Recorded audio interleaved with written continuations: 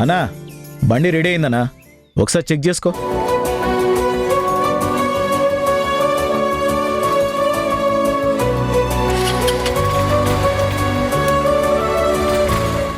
అన్నా ఓకే, ఎంతైంది? 1500 అన్నా.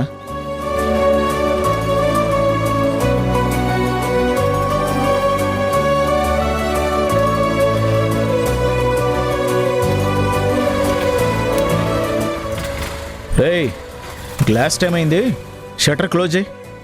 అన్నా నేను ఈవేళ రానన్నా, నువ్వెళ్ళు. ఏంటి? ఏంట్రా మందుకు రానంటున్నావు? ఏమైందిరా నీకు? పిచ్చుకోకి ఏమైనా గడిచిందా? లేకపోతే ఈరోజు ఏమైనా డ్రై డేనా? షాప్లన్నీ ఓపెన్ అయి ఉన్నాయి కదరా. అది కాదన్నా, ఈవేళ మనోడు ఎందుకు రాలేదో తెలుసా? అవును, ఎందుకు రాలేదురా వాడు? వాడికి లివర్ పాడైందన్నా. ఏంటి, లివర్ పాడైందా? అవునన్నా, తాగి తాగి లివర్ పాడైంది. రోజు నువ్వు పోయా మేం తాగా చెడక ఏమవుతుందన్నా? వాడు ఉంటాడో పోతాడో అని డౌట్గా ఉంది. ఇంట్లో వాళ్ళంతా తలలు పట్టుకుని ఏడుస్తున్నారు. పొద్దున వస్తూ వస్తూ అది చూశాక నా మనసులో లేదన్నా. ఈ జన్మలో మందు తాగొద్దు, మానేయాలన్న ఆలోచనకొచ్చాను. అందుకే రానంటున్నానన్నా. ఏంట్రా, మీరెవరు తోడు రాకపోతే నేను తాగలేననుకున్నావా?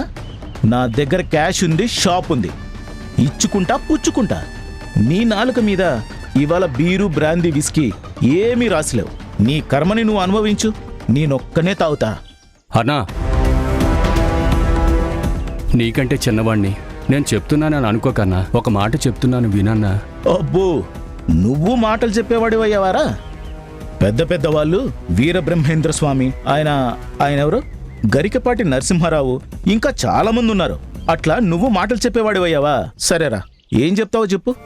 అది కాదన్నా, నువ్వు ఇదివరకంటే తాడు బొంగరం లేకుండా బలాదూరుగా తిరిగేవాడివి, రెక్కాడించేవాడివి. 4 డబ్బులు రాగానే తాగి తందనాలు ఆడేవాడివి. కానీ ఇప్పుడు ఓ ఇంటివాడివి అయ్యావన్నా. నీకు తోడిగా వదునుంది. ఎందుకైనా మంచిదన్నా, ఆ డబ్బు రేపటికి ఉపయోగపడుతుంది. ఎందుకన్నా తాగి ఆగం చేసుకోవడం? హాహా, ఓహో, నువ్వు కూడా తాగుడు మానేమని చెప్పే అంత లెవెల్కి ఎదిగిపోయావన్నమాట. రేయ్, నేను మానేస్తే ప్రభుత్వానికి నష్టం వస్తుందిరా. బాధ్యత గల మనుషుల్లాగా మనం గవర్నమెంట్కి సాయంగా నిలబడాలి. ఇలా తాగనంటే ఎట్లరా? అది కాదన్నా, సాయం అంటే ఇది కాదన్నా. కష్టపడాలి, దాయాలి, దాచిన సొమ్ము మీద వచ్చే వడ్డీ గవర్నమెంట్కి పోయేలా చూడాలి. ఓరిని, తాగనని కొత్త బ్రాండ్ ఏమైనా మొదలు పెట్టావారా? ఇంత గొప్ప సూక్తులు చెప్పేస్తున్నావు. చాలులే, వెళ్ళు నాయనా, వెళ్ళు. అన్నా, ఇప్పటి వరకు తాగి మన వాళ్ళని బాధ పెట్టామన్నా. ఇకనైనా వాళ్ళని సంతోషంగా ఉండేలా చూసుకుంటే మంచిదన్నా. వాళ్ళు మన కోసం ఎంతో చేశారు, మనం ఈ తాగుడు మానేయలేమా? వాళ్ళ ఆరాటం మొత్తం మనం మంచిగా ఉండాలనే అన్నా, ఆరోగ్యంగా ఉండాలనే. మనలోనే వాళ్ళని చూసుకుంటారు. ఈ విషయం నువ్వు అర్థం చేసుకుంటే నువ్వే బాగుపడతావన్నా. తర్వాత నీ ఇష్టం.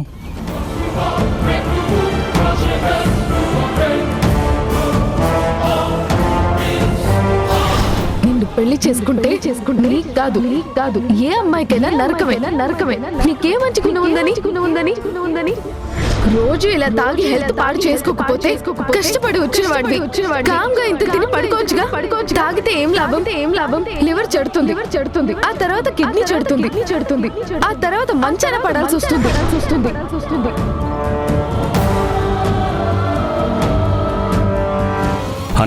అన్నా, ఇప్పటి వరకు తాగి మన వాళ్ళని బాధ పెట్టాం.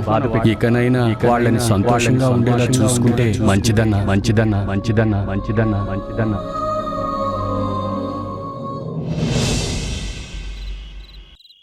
జారే మాటలే పెదవినే చేరునా, చేసిన తప్పులే ఒప్పుగా మారునా.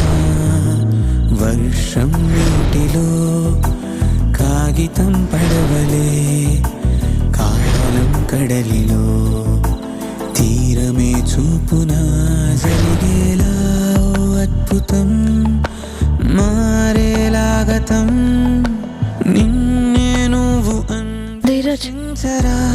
కొత్తగా ఈ క్షణం గెలిచావో ఓడావో ధీరజ్, నువ్వే ఎదిగావు మునిగావు నువ్వే బ్రతికావు చితికావు ధీరజ్, ఈ కథలో ఎగిసావు ముగిసావు నువ్వే ధీరజ్, వెలిసావు ఏమైంది? సాగావు ఎందుకు నన్ను చూసి చూడనట్టు మొహం తిప్పుకుంటున్నావేంటి? ప్రయాణంలో ఏమైంది ధీరజ్? నేను నిన్నేమైనా బాధ పెట్టానా? నా వల్ల నువ్వేమైనా తప్పు ఫేస్ చేస్తున్నావా? నన్ను ఎందుకు ఈ మధ్య అవాయిడ్ చేస్తున్నట్టుగా ఉన్నావు? లేదు ధరణి, లేదు, అదేం లేదు. నువ్వు నన్ను ఇబ్బంది పెట్టడం ఏంటి? నేనే నిన్ను చాలా ఇబ్బంది పెడుతున్నాను, అందుకే ఫీల్ అవుతున్నాను. నీ విషయంలో నేను చాలా తప్పులు చేశాను Dharani. I'm sorry, I'm very very sorry. నేను నిన్ను క్షమాపణలు అడగాలి, కానీ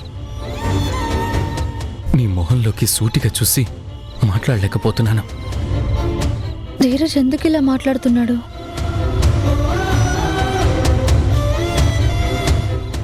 నిన్ను పెళ్లి చేసుకోవడానికి నన్ను కట్ చేశాడు. నేను ధీరజ్ గారి మాజీ లవర్ని.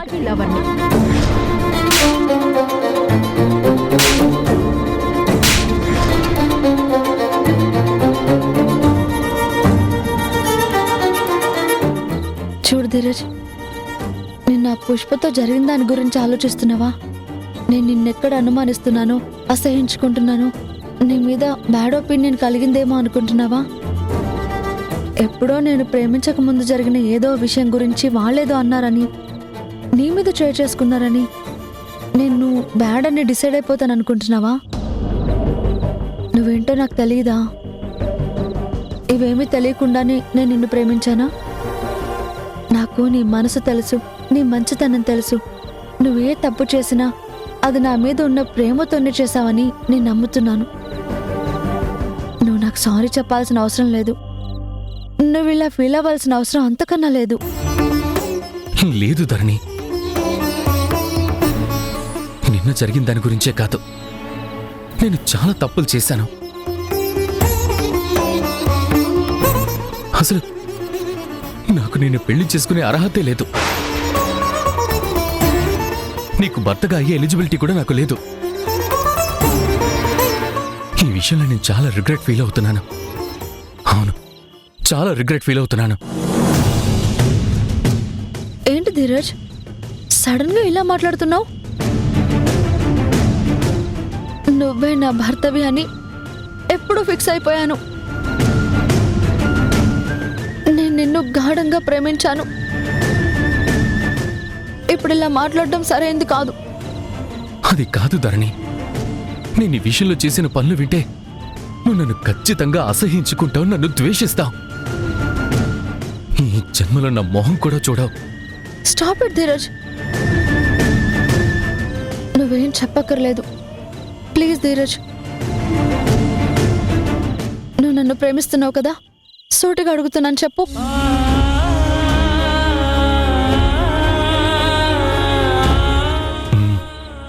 ప్రేమిస్తున్నాను. నేను కూడా నిన్ను ప్రేమిస్తున్నాను. I love you Dheeraj, I love you. నన్ను పెళ్లి చేసుకోవడం నీకు ఇష్టమే కదా? ఇష్టమే ధరణి. నాకు కూడా ఇష్టమే. ఇక ఏ విషయాలు నువ్వు ఆలోచించకు. మనమిద్దరం ఇష్టపడ్డాం, పెళ్లి చేసుకోవడానికి ఓకే అనుకున్నాం. అలాంటి టైంలో గతం గురించి కానీ, ఎప్పుడు ఏదో చేసావని కానీ ఫీల్ అవ్వాల్సిన పని లేదు. ప్లీజ్, నేను నిన్ను హార్ట్ఫుల్గా ప్రేమిస్తున్నాను.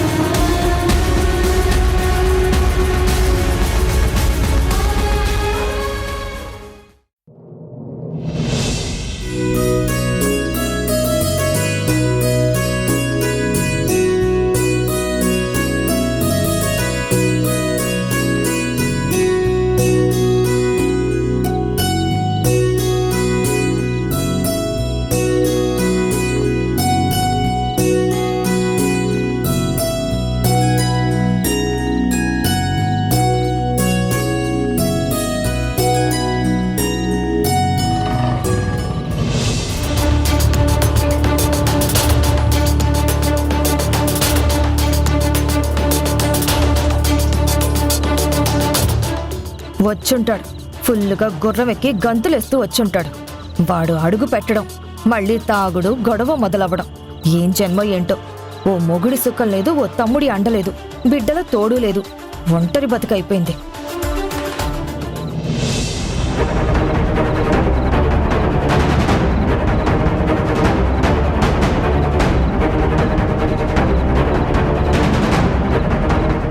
చూడమ్మా, వాడు తాగొచ్చే ఉంటాడు. వాడితో గొడవ పడకు, వదిలేసేయి.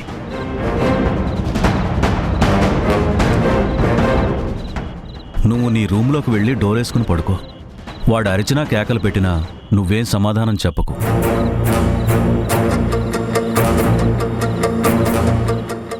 పట్టించుకున్న కొద్దీ వాడి వీరంగం ఎక్కువవుతూ ఉంటుంది. మాటకి మాట ఎందుకు చెప్పు. 2 రోజులు పట్టించుకోకుండా వదిలేస్తే వాడే దోవకొచ్చి తీరుతాడు. నానా, మీరేం బాధపడకండి, భయపడకండి. అది మా ఇద్దరికి సంబంధించిన విషయం. నేను మేనేజ్ చేసుకుంటాను. మీరేం వరీ అవ్వకండి.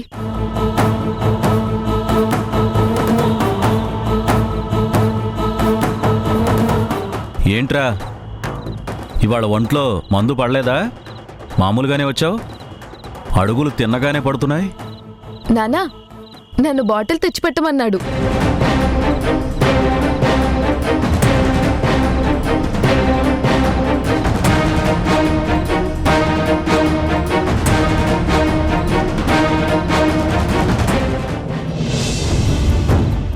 తీసుకో. నేను తాగుతానని నీకు చెప్పానా? నీకు అలవాటే కదా.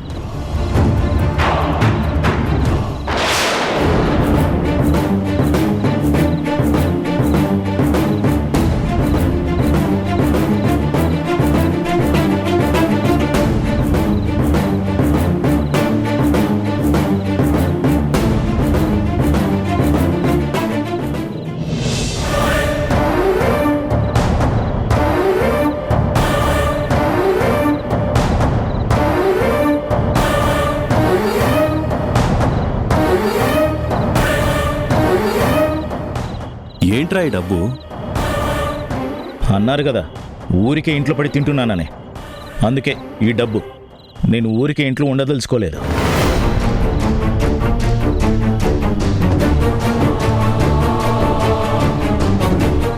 ఓహో, నేనన్నానని పౌరుషం వచ్చిందా నీకు? నువ్వు తాగి చెడిపోతున్నావనేరా మా బాధంతా. లేకపోతే నీకు ముద్ద పెట్టలేనంత దరిద్రంలో ఏం లేనురా నేను. నేను ఇప్పుడేం తాగి రాలేదు కదా. డబ్బు తీసుకోండి. నేను మనస్ఫూర్తిగా ఇవ్వాలనే ఇస్తున్నాను.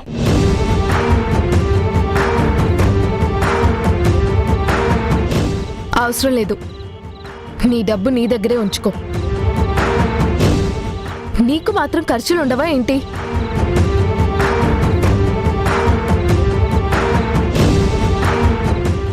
నీ అవసరాలకి మళ్ళీ ఎవరి దగ్గరికి వెళ్తావు? మాకు అవసరం వచ్చినప్పుడు సాయం చేయొచ్చు. నాకేం ఖర్చులుండవు, మీకే ఖర్చులుంటాయి. బాబా హాస్పిటల్ ఖర్చుంది కదా, అలాగే నీ ఎగ్జామ్ ఫీజు కూడా కట్టాలి కదా. తీసుకో.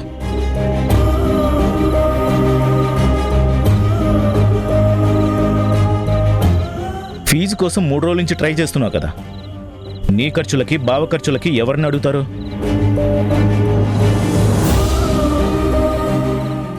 ఇవ్వకపోతే ఇవ్వలేదంటారు, ఇస్తే మొహమాటాలు, బింకాలు, పౌరుషాలు. తీసుకోండి, దేనికో దానికి వాడుకోండి.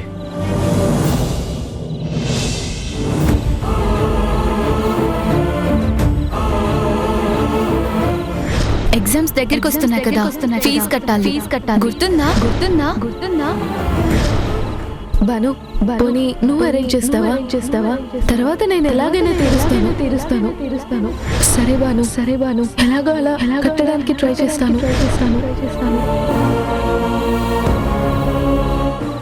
నేను మనస్ఫూర్తిగానే ఇస్తున్నాను. నువ్వు మొహమాట పడాల్సిన అవసరం లేదు. కాలేజ్ ఫీజు ఏదో కట్టుకో.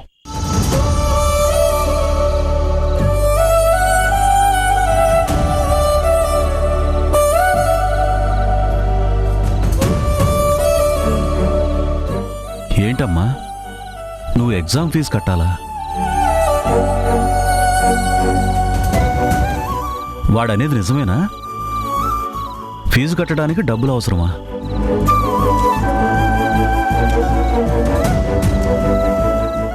నాన్న కావాలి అన్నావు. నన్ను కూతురుగా యాక్సెప్ట్ చేయండి అన్నావు. ఇప్పుడు నేను కూతురుగా ఒప్పుకున్నాక నాన్న అని నా మీద ప్రేమ చూపిస్తున్నావు. కానీ అవసరానికి నా డబ్బు పనికిరాదనుకున్నావా అమ్మా?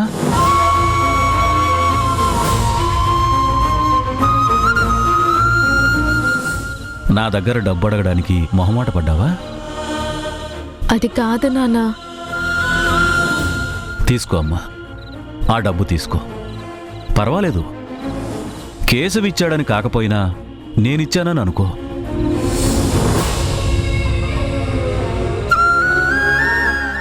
వాడు జీవితంలో చేసిన మొట్టమొదటి మంచి పని అదేనమ్మా.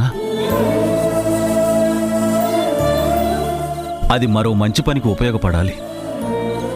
తీసుకోమ్మా. నువ్వు ఈ డబ్బును చదువుకు ఉపయోగిస్తే వాడి బుద్ధైనా మారుతుంది, ఆలోచనలు మారి మంచి దోవలో అయినా పడతాడు. తీసుకో తల్లి.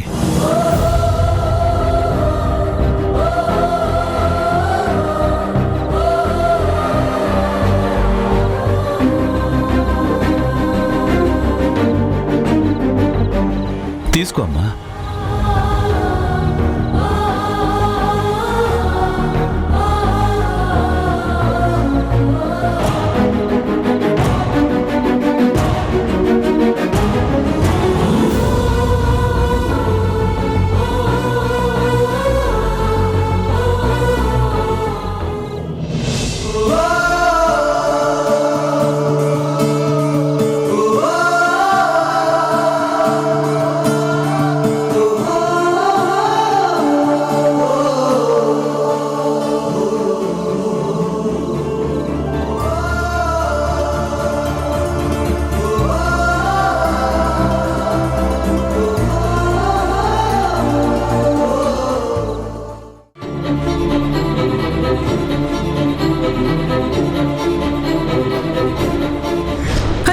అప్పుడెప్పుడో 20 ఏళ్ల క్రితం చేసిన తప్పుకి నన్ను ఇప్పుడు శిక్షిస్తావా?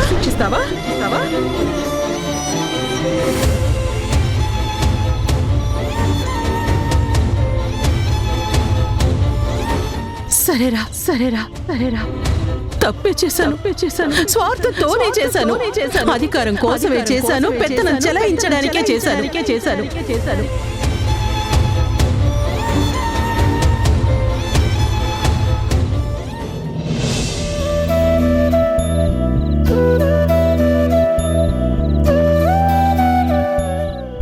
అరే మా డాడీ వచ్చారు, నేను మళ్ళీ కాల్ చేస్తాను. ఏమైందన్నా? ఐఎమ్ సారీ రా. ఏమైందన్నా? ఎందుకు ఇప్పుడు సారీ చెప్తున్నారు? నేను నీకు సారీ చెప్పేది ఇప్పుడేదో జరిగిన తప్పు గురించి కాదు, చిన్నప్పుడు నీకు చేసిన అన్యాయం గురించి. మా అక్క మాటలు నమ్మి నిన్ను మీ అమ్మకి దూరం చేశానురా. ఏ వయసులో తల్లి అవసరం ఉంటుందో ఆ వయసులో నిన్ను మీ అమ్మకి ఎడం చేసి చాలా తప్పు చేశాను. తల్లి కొడుకుల మధ్య ఉండాల్సిన ఆప్యాయతని, ప్రేమని, అనురాగాలని మీ ఇద్దరికీ దక్కకుండా చేసి పొరపాటు చేశాను. ఆ వెలితి ఎప్పటికీ తీర్చుకోలేనురా. అందుకే నన్ను క్షమించు. ఏంటి నాన్న అయితే? ఎప్పుడు అయిపోయిన దానికి ఇప్పుడు మళ్ళీ అంతా కలిసిన తర్వాత సారీ చెప్తారు? దేనికి దేనికంత బాధపడతారు? వదిలేండి నాన్న. అప్పుడు గ్యాప్ ఏర్పడింది కాబట్టే ఇప్పుడు అమ్మ నేను చాలా ప్రేమగా ఉండగలుగుతున్నాం. అప్పుడు కోల్పోయిన ప్రేమ కన్నా రెట్టింపు ప్రేమని అమ్మ దగ్గర నుంచి నేను పొందగలుగుతున్నాను. మీరు ఇంకా విషయాన్ని ఓ పీడకలలా మర్చిపోండి. నేనప్పుడు అమ్మ లేదని కాస్త బాధపడ్డానేమో కానీ ఇప్పుడు అమ్మతో ఉంటున్నానని చాలా గర్వంగా ఫీల్ అవుతున్నాను నాన్న. వదిలేండి నాన్న, ఆ టాపిక్ వదిలేయండి. నెక్స్ట్ ఫ్యూచర్ ఏంటని ఆలోచించండి.